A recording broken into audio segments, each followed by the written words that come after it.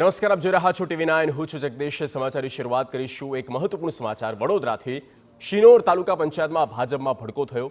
ભાજપના તાલુકા પંચાયત પ્રમુખ સામે ભાજપના સભ્યોએ વિરોધ કર્યો. તાલુકા પંચાયત પ્રમુખ અર્ચના રાય સામે અવિશ્વાસની દરખાસ્ત. ભાજપના 4 સભ્યોએ કોંગ્રેસના 3 અને એક અપક્ષ સાથે મળીને દરખાસ્ત કરી. તાલુકા પંચાયત પ્રમુખ સભ્યોને વિશ્વાસમાં લીધા વગર કામ કરતા હોવાના આરોપ લાગ્યા.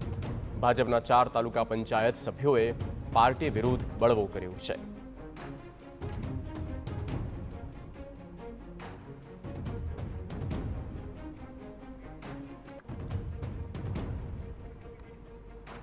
તો અવિશ્વાસની દરખાસ્ત બાદ શિનોર તાલુકા ભાજપમાં નારાજગી.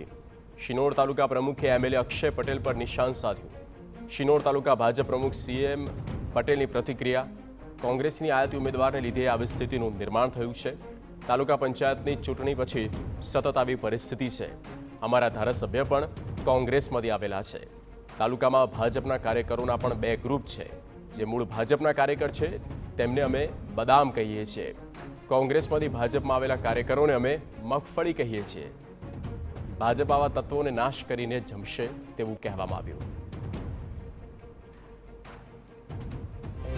શિનોર તાલુકાના વહીવટમાં એવું થયેલું છે કે ટ્રાઇબલ ગ્રાન્ટ, જે આદિવાસીની સ્પેશિયલ ટ્રાઇબલ ગ્રાન્ટ આવે છે, એમાં કેવું કે મનમાની પ્રમુખ, માજી પ્રમુખ દરેક ગામમાં 10 લાખ ગ્રાન્ટ ફળતી હોય ને બાકીના સભ્યોને વસાવા હોય, ગમે તે હોય એમના ગ્રાન્ટમાં બાદબાકી કરતા હોય તો આ માટે અરજી દરખાસ્તમાં પસાર કરેલી છે. આમ અમારા તાલુકામાં જે રીતે કોંગ્રેસના જે આયાતી લોકો આવ્યા છે એના કારણે આ સમસ્યા આ તાલુકા પંચાયતની ચૂંટણી પછી સતત રહેતી જ છે.